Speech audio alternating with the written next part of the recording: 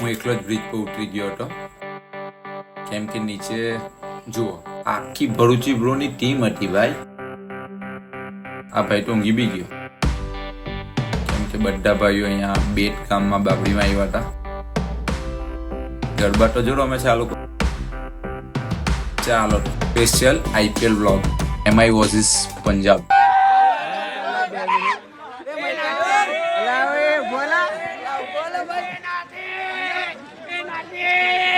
ભૈયા